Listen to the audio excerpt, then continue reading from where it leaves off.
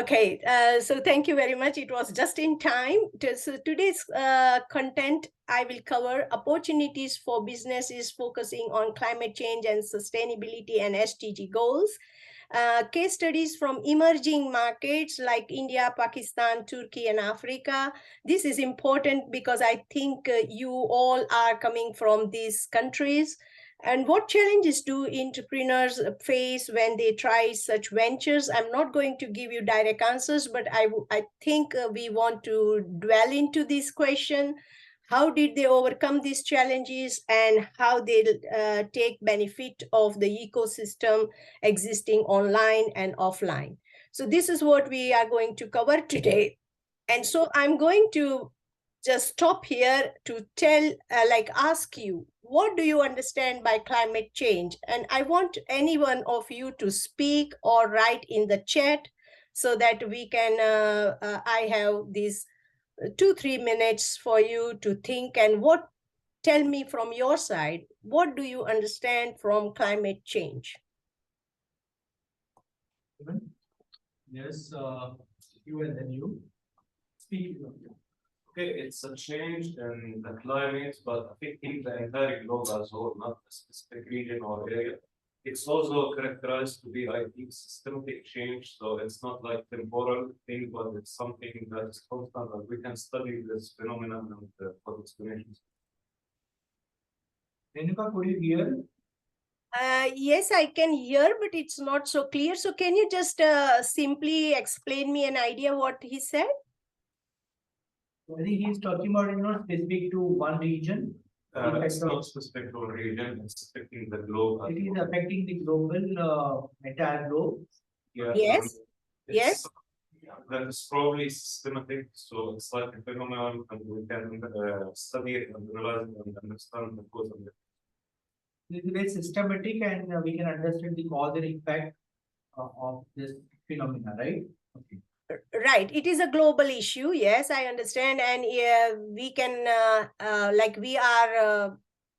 the whole globe is affected, and we are experiences those impacts at the local places. Is that what? Yeah. Okay. Any other idea? Study of the change in the climate, anthropomorphic changes relating to human activities, and the study about how we can fix it. That's what. Could you hear? Yes. Very good, very good. Yes, you are talking that the influence of human activities on climate change. Yes, perfect. Okay, anyone else? Who else? Brilliant. So what aspects we should consider when it comes to our climate change? Like, this is perfectly well that it is a global issue, and it is human activity, impact on climate. And so what are the aspects that we immediately comes to our mind when we think about climate change? Global warming. Global warming. Someone said. Yes. What else? There is also, I think, a hypothesis that we might go into some mini ice age in the future. So increasing sea level, someone is saying that maybe we go to ice age. Yes. Okay, what else? Huh? Yes, very good, very good. But what are the impacts? These all you completely, you are very clear about what is climate change, and that is very important to be clear about. So what it is impacting on? Like, why should we be worried about? Because climate has been changing all the time. So why we should be worrying about? Can this time actually greatly affect our civilization? So they have mentioned sea rising, and like most of the population is actually by the coastal side of continents. So entire cities were blind from the map. And if we're talking about the problem of carbon emissions, we are talking about an exponential growth of carbon molecules and so, yes, perfect, perfect. Yes, because it is impacting human life already, in the sense of the people who are living at the coastal region, and we are talking about carbon emissions here, that there are there's a lot of emissions and we need to control them. So perfect. Thank you very much for your input. And so, however, what has happened with the climate change? We have increased the causes of inequality. And let me explain that what has happened, that carbon emissions, when we are talking about global warming, which means that there are a lot of carbon emissions. And what has happened that you have already mentioned that human activities, and that is due to industrialization, we have increased a lot of carbon emissions in the atmosphere. And that has been done by developed countries. And the developing countries has very less carbon emissions, and they are actually feeling that impact of climate change very severely and frequently. And therefore, this is an inequality. Yes, And so, Renuka, I think recently the flood in Pakistan and Africa, a great example. Because if you look at the carbon emission from these countries, it's very minimal. But because of the developed countries' carbon emission, the climate change, and then they actually affected severely because of flood and lots of other effects, the drought and all this. And there, because of the poor population, they're much affected. There are lots of people died, lots of people lost their homes. I think you're right. Yes, because the developed country does something, and then effect comes to the developing countries or the poor countries. Right? exactly. And not only that, even within the developed countries also, the inequalities are increasing, because the people who have money to adapt and mitigate carbon emissions, they do very well. But at the same time, there are pockets of poverty within the developed countries, and they are also struggling to keep up with that carbon emissions. So these are the things which we need to look. So for example, like in developed countries, they are trying to change cars from fossil cars using fossil fuels to electric car. But the people who cannot afford to change, they will have to use that fossil fuel. And that is also one type of inequality. So it is quite deep rooted into our society, and therefore we should be worrying about climate change. Now, availability of natural resources, alongside, when the industrialization happened, we have used several natural resources, and now we are in a depletion of these natural resources. And therefore, how to manage the development journey with that less resources or limited resources? That is a big question. Different levels of health and education, because with the carbon emissions, and it has directly impacted on the health. There is a lot of literature out, there is a lot of out that it has affected the health. But again, with the adaptation process also, we feel uncomfortable, and it leads to your health problems. You have stress of that. And simply there is an anxiety between young people about climate change, because the future generation is going to have more and more impact of climate change than this generation. And therefore they are worried that how they will carry out their duties and their responsibilities, or how will they enjoy those societal benefits going forward. Actually, there is a evidence of young ladies saying that we don't want children anymore because they are going to have an adverse effect of climate change in future. So these are the things. International trade policy and access to global market. When we are talking about globalization, we are talking about global market. But what that happens, that there is a lot of supply chain and logistic problems which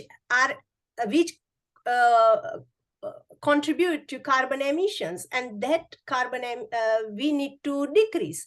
That means we have to do a different type of take alternate routes to our global market, and that also has impact on international trade policy and so on.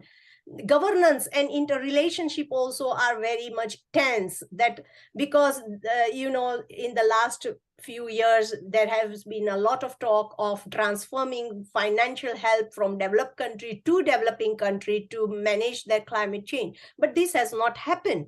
And therefore the governance and international relationships are also in tension, and there are conflicts between countries, where to go, how to go, and what. And within the countries also, there are conflicts that which policies we need to make for our contribution toward reducing the impacts of climate change.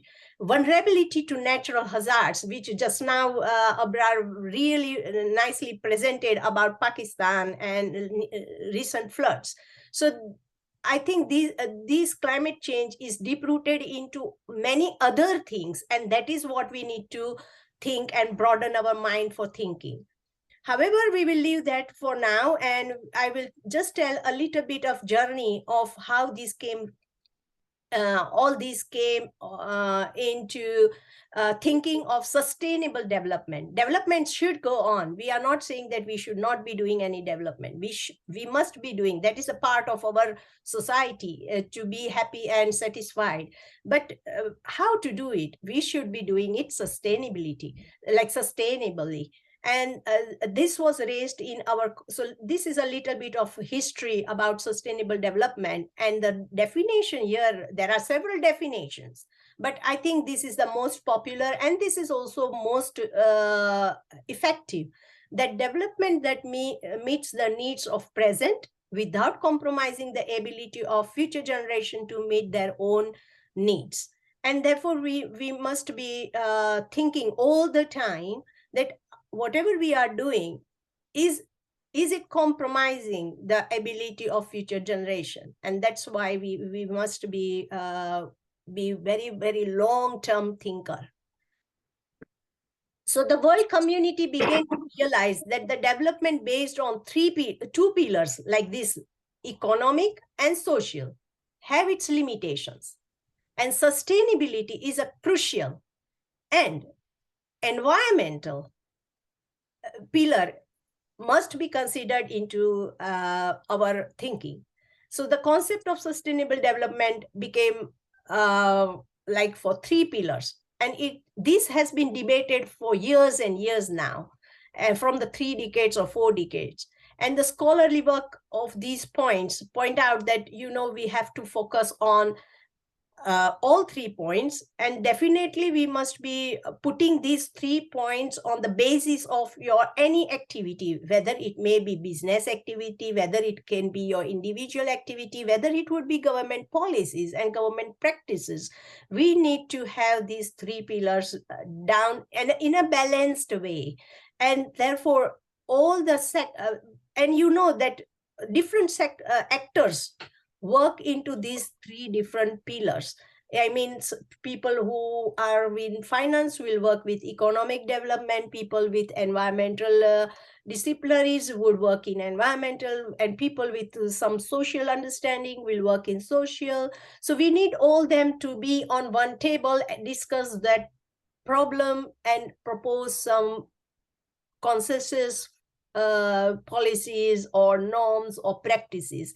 And that is where I think, which I mentioned about transdisciplinarity applies here. And therefore, you have to be very, very focused on having a solution which can impact on all these 3 pillars. And also now in a global arena, when these things like when sustainable development was discussed for many years, and there were several different strategies or some solutions were proposed. But in 2005, the World Summit was finally held, and 189 countries began to think about Millennium Development Goals. And at that time, we had these 8 Millennium Development Goals and broadly focused on these 3 pillars. But again, then what happened that in 2015, we thought to refine this, and a global consultation was held, and about 80 million people took part directly or indirectly into this consultation. And these Millennium Development Goals were further transferred into Sustainable Development Goals, and they are 17 in all. And I won't go too much detail like into this, but so these are the 17 sectors you can start your venture and get funding from the United Nations, especially European Union. So these are the areas are kind of opportunities are lying. If you are doing some kind of entrepreneurship where is related to this 17 of them, then it's easy for you to get funding. So that is how the you can actually target this, right? Oh, thank you, Abrar. Thank you. So what I mean here, when I will also discuss opportunities, I will come back to this and say that in one activity also you will be able to contribute to 2 or 3 or 4 SDGs. And that is what we need to keep in mind. These SDGs would be acting like a drivers or a framework behind your business, your strategies, your practices, and so on. So even with one activity, how can I contribute to 1, 2, or more SDGs? That is the question you have to always try to answer through your business. So thank you very much into pitching this in. Thank you. And so, this agenda of SDG has 17 goals that address big concepts like reducing poverty, taking action on climate, and quality education. Each goal has number of targets. There are 169 targets, and we have 15 years to go. It is already 22, so we have only 8 years to go. And therefore, we are all in pressure of trying to contribute to these goals. And of course, we don't say that we are going to achieve everything in these 8 years, but this is a very good start of thinking about how, where, and why we want to contribute to these goals and lead our future, like a future of society into 2050 or beyond.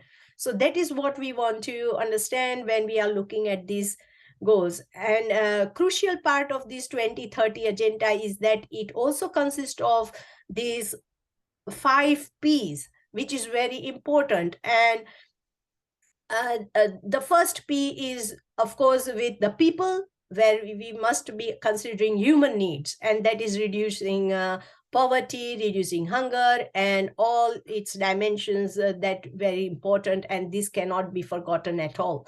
And at the same time, the second P talks about planet, and it needs to be like we need to protect our planet from degradation, and the fact that we have to manage our natural resources in a sustainable way. And therefore, you will, whenever you talk about producing your product or procuring means buying a product from your supply chain, you must be thinking about how you are reducing the use of natural resources. And the third P focuses on prosperity and the economic growth.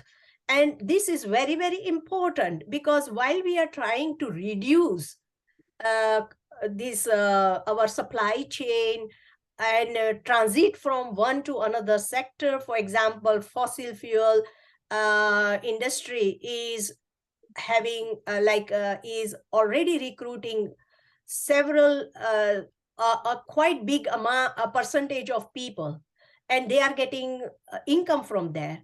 They are reliable on that. So if we are moving that whole industry out of that supply chain, or we are not allowing them to have work or do business, then where these people will go? And therefore, it is very important that when we transit to another sector, that is renewable energy sector, we have to be mindful that we will need new skill, we will need new supply chain, we will need new practices to move that people comfortably into the new sector. And that is what is very, very important as part of the economic prosperity. And fourth P is for peace. We do want all the people to come on one table and discuss, but not in conflict. We want them to be complementaries to each other. And therefore, we should not have fear or violence between us, but a peace and comfort between us.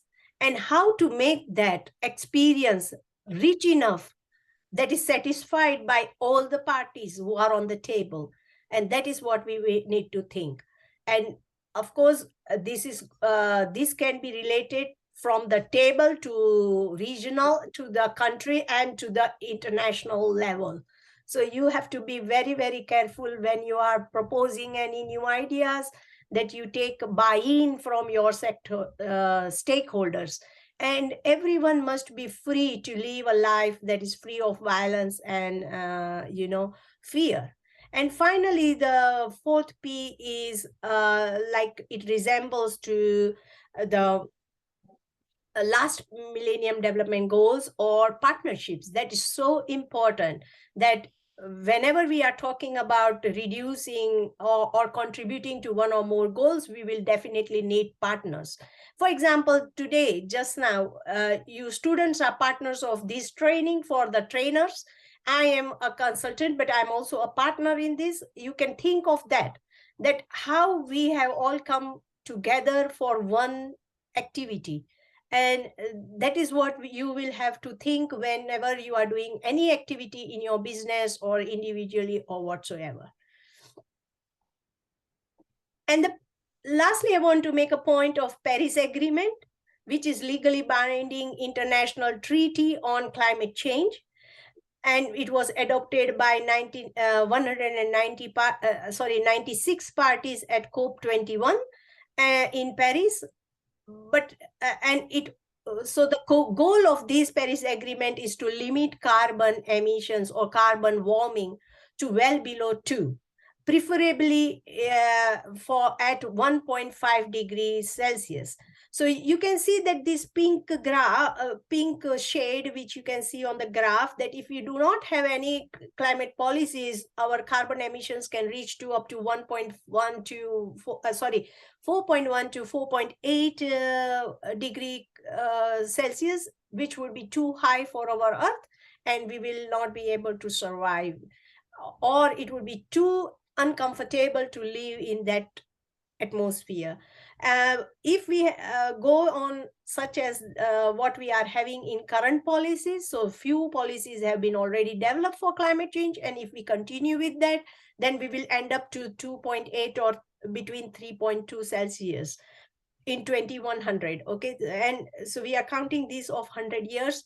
And if we have Paris pledges, then probably we will have 2.5, 2.8.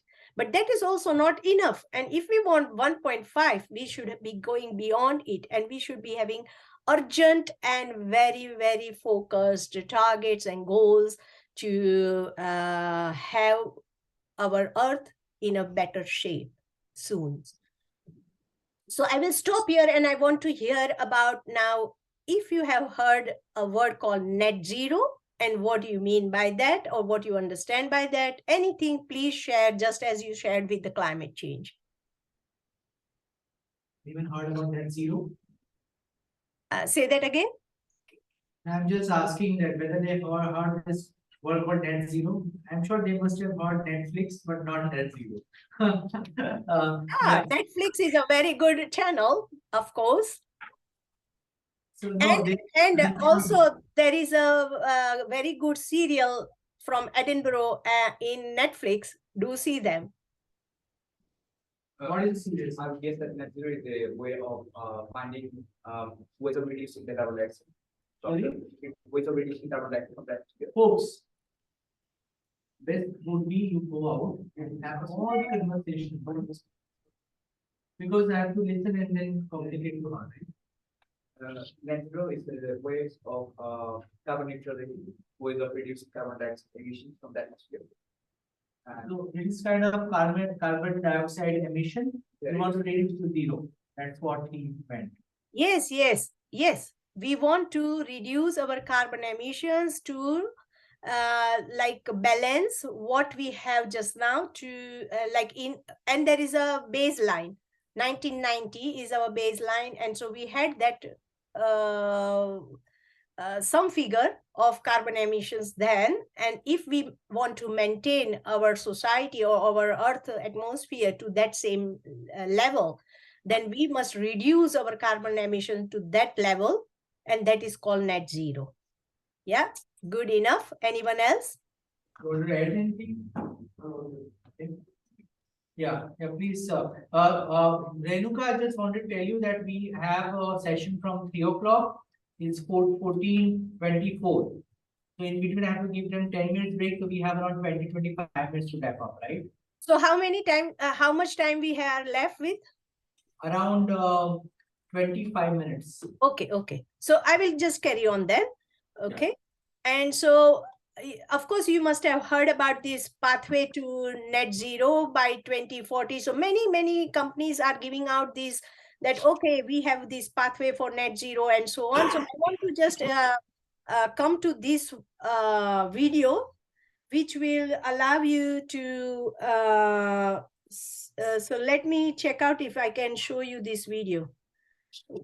What exactly is climate net zero? Can you see my screen? Wait a second. That's the way to learn math and science. You can see your screen and also hear the voice. Okay, good. It's brilliant. So let me just.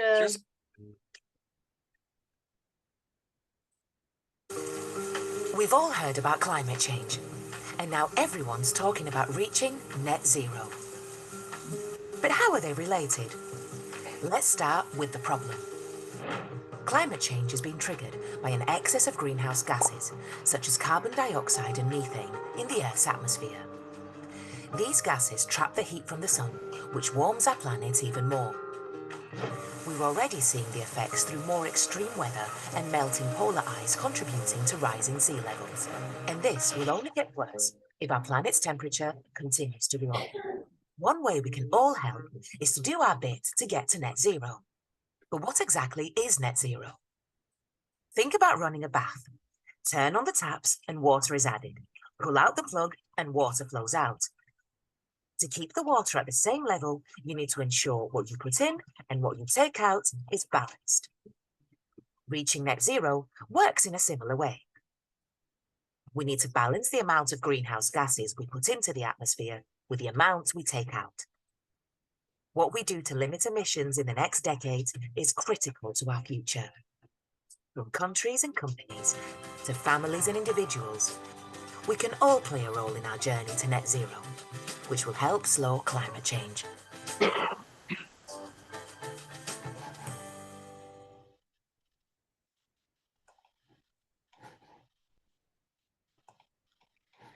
Okay, so companies have been making a lot of promises lately. I think something We're going else to started. reduce Wait our a carbon second. footprint to net zero. Unilever is committing to net zero emissions.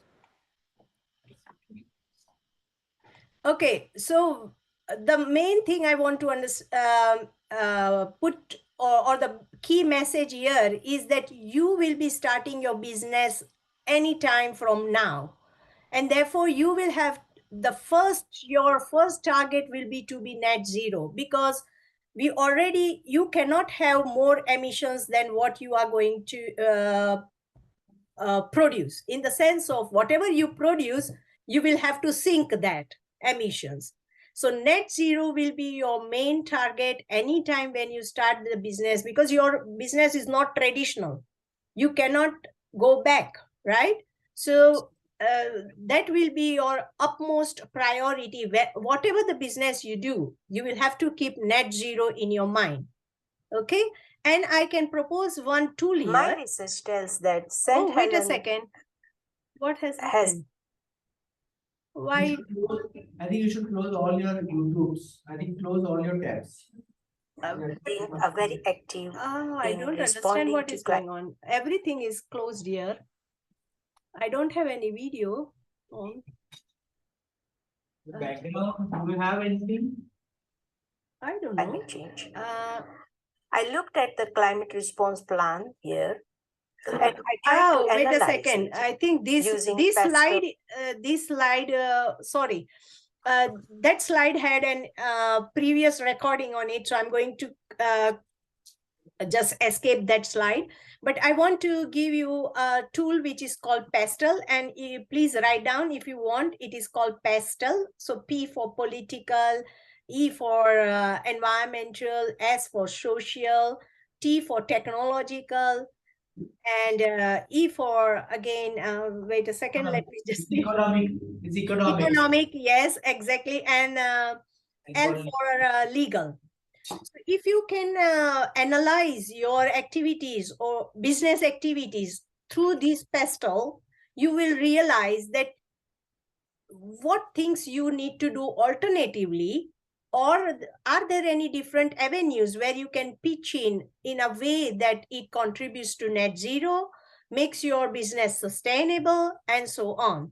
So that is very important to have a tool, and I'm giving you this tool to understand. So now let me, I will just, and also one thing I wanted to tell you, that even if you do not go for your own business, the people who know such strategies or who have this understanding of climate change and sustainability, they are very attractive to employers. And this is why I wanted to show that high emission sectors like employees, like you can see that there is a global average employers and how they are decreasing their emissions. And this figure is so much important, that employers all employers are decreasing their carbon emissions, but they are also attractive to employees.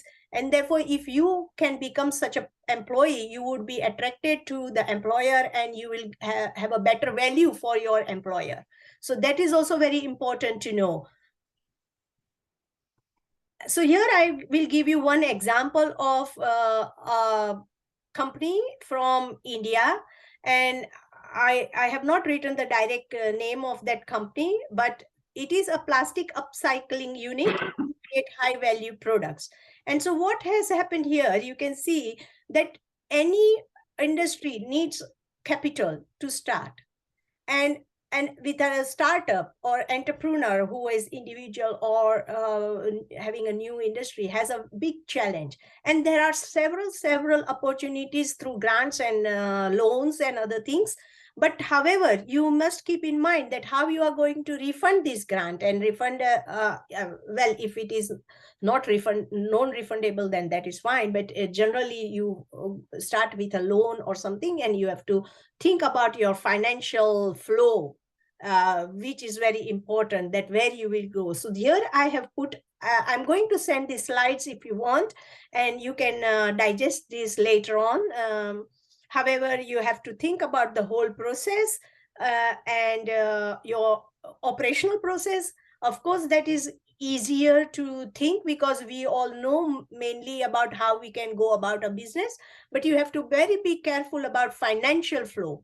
And if you have a very good financial flow strategy, then you can attract SDG or ESG investors in your entrepreneur activity. And that is very important. And so this upcycling unit has all people from local people working on it, and it only recruits women and children. Again, with the children, not labor child, not encouraging child labor, but young children, and they do all things with manually. So they use less machine, such as to wash and to stitch and all that. They have people working in it, which makes which gives employment to a lot of people. And they transfer these waste into attractive products, and you can see, and they are, again, these products are also recyclable. So this is a very good example of having a net zero, example, you can find that lots of religious places, they actually, in Hindus and Muslims in India, they actually use flowers to offer. So one organization, they collected these flowers, used flowers, and then they actually process it and making those sticks, fragrant sticks, and then they also make soaps and lots of other products out of this. Is kind of avoiding waste. So I think lots of companies are doing that kind of upcycling waste, right? Yes, thank you very much, Abrar. And also this reminds me with one of the activity, you know, in the hotels, you know, when people go, they are left with small pieces of soap. So these soaps are collected and then recycled with to make a new soap. So these we have to always keep waste, energy and the raw material in mind when we are trying to produce a product or services. So here the focus area was innovation, waste management, skill development, livelihood creation, marginalized people, and climate and resource management. So you can have these slides to digest later on. And so I won't go into detail of these because I want to have some question answers with you as well. And so these are just simply details and you can go through them. And in Turkey, I have seen that there is a very big site which here I have mentioned, Best Startup .asia, and there are 13 Turkish sustainability companies and startups which you can go and learn about these companies. And here this is an example from Nairobi, which is Takatata in Nimali. They are also into recycling and waste management. They have 15 plus partners. They have created 10,000 plus jobs, and they have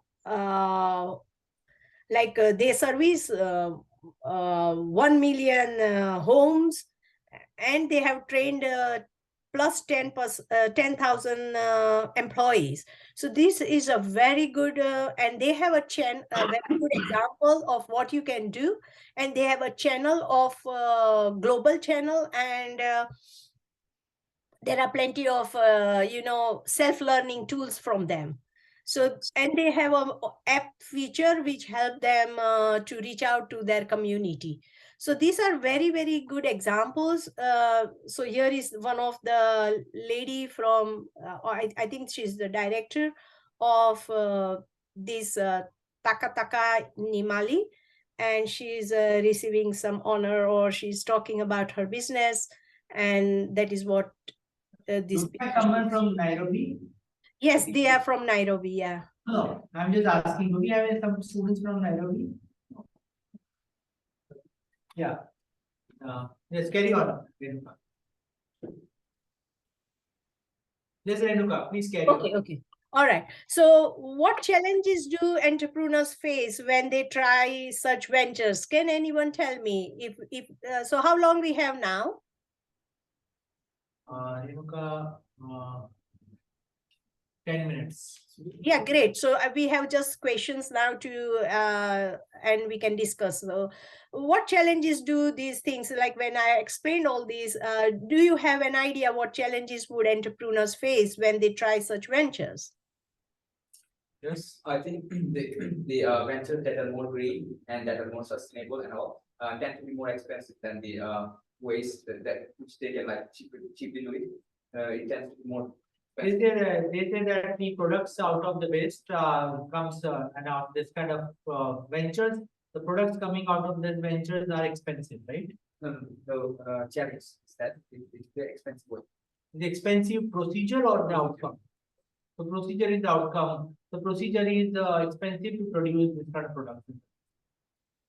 I understand what is the point, that any product which we come out of these type of ventures, they are expensive, and so people don't buy it. So there's no market. That is what I think. He also is the product you are saying expensive, or the process of doing process? The process of making the product is expensive. I think processes can be managed. They are not so expensive, but yes, if you do not go for automation, and if you keep a human labor, such as in upcycling, they are recruiting all women to wash. They could have just a machine to wash, but they are trying to use human labor to wash, isn't it? So that whole process can become expensive. But I think you should also explain, understand the social impact of this activity. If you go for automation, you will lose these 10 people will lose the job. What is the easy thing what we are doing nowadays, that going for automation, and that has impacted our social society. They are losing the job. What has happened with that?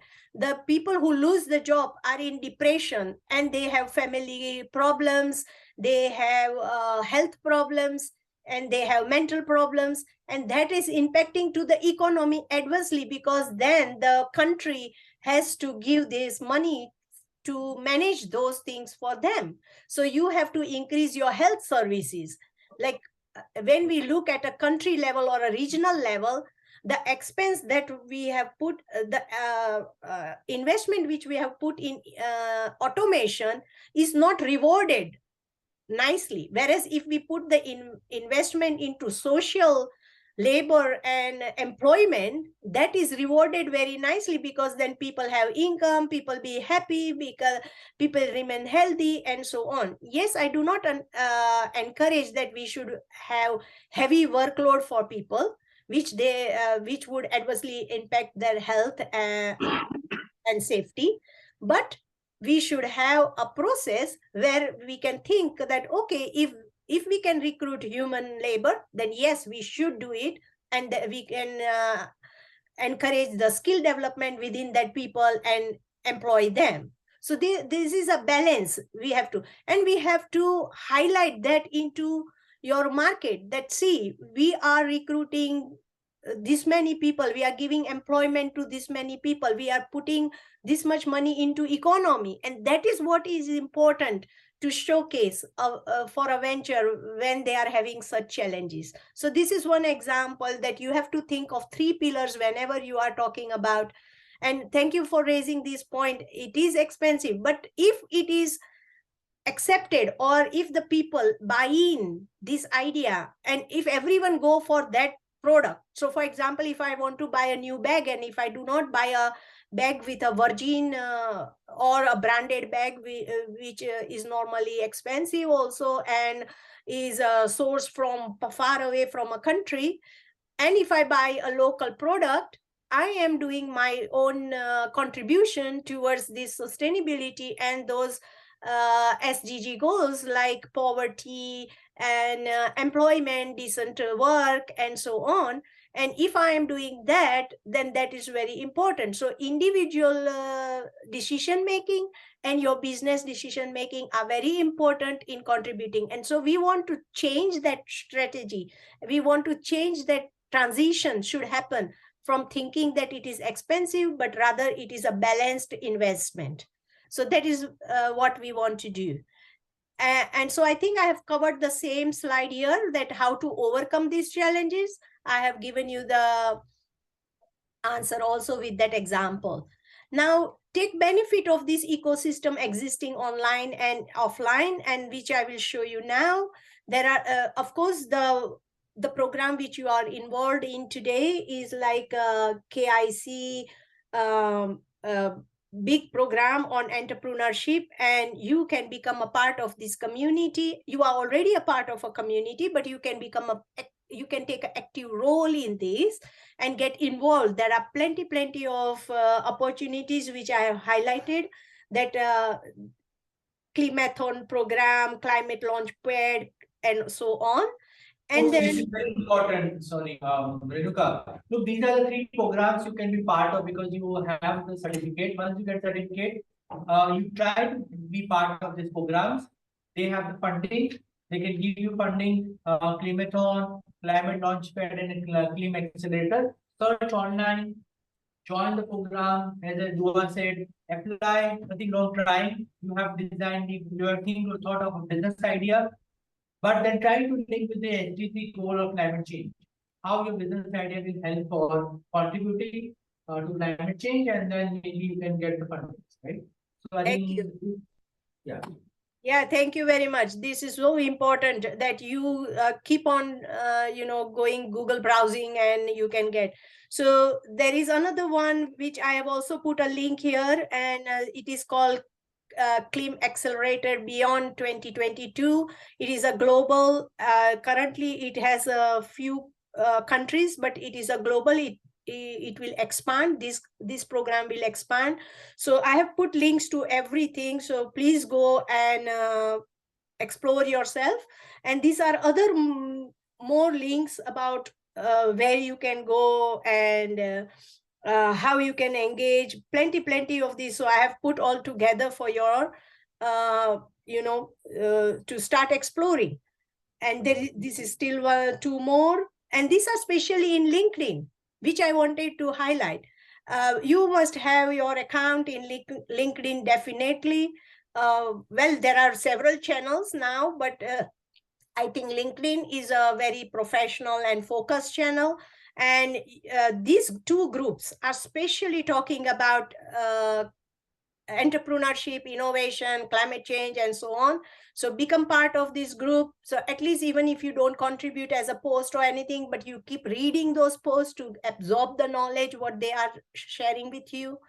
And of course, I have this My Network, where we are also having several programs on climate change and sustainability. And so I would ask sorry you again. all to swing This is a high in the recorded sky slide. and I forgot beyond to to take out this my network. recording. And I have several channels. So do connect with me, and I believe we can swing high in the sky and beyond through this network. And thank you for listening to me today. I will stop sharing. Any immediate questions? Thank you very much. Very good. I think I like the ideas. I think, friends, I think these are very doable business models. The upcycling, waste material is everywhere, especially in developing countries. Also, very important for you all to consider that if you can get easy funding, if you are focusing climate change and sustainability development goals, I think is your journey of entrepreneurship will be less troublesome. So I think focus on this. Thank you so much. We can take some questions. Do you have any question for Renuka? Any question for her? We spoke about the carbon dioxide emission. What about the methane emission? Like large scale livestock. So, Renuka is talking about methane emission. What are your thoughts about methane emission for the livestock? I don't hear you clearly, sorry. What are your thoughts about methane emission? Methane emission? Methane gas. Methane gas. Yes. Right. Yes. What we have translated, like, of course, methane gas is very important. But what we have done in a high level calculation, we have transformed this NO2, CO2, methane, all gases into our carbon emissions. Okay. So you need to check on the total carbon emissions. And we use that CO2 emissions currency only. So of course that methane is a problem, but we should not be that is translated into CO2. So whenever we are doing carbon calculator or measuring carbon emissions, we have this currency as CO2 only. Okay. So just focus on that, whatever the activity you're doing, and if methane is out, you transform that into see how we can control that into CO2. That is a standard way to be like we must standardize the whole process, and that's what we have done like at a global level, and so we can follow that methodology. Thank you. Thank you. Is there any other question for Renuka? Okay. So they don't have a question. I think they're waiting for coffee. Yeah, perfect. I think it is a good time, and thank you very much for having me. Thank you so much, Renuka. It's very insightful. I love the case studies, and thanks for sharing your insights. It was very thoughtful and very clear. Thanks a lot. Thank you. Bye-bye. Bye-bye. Friends, wait.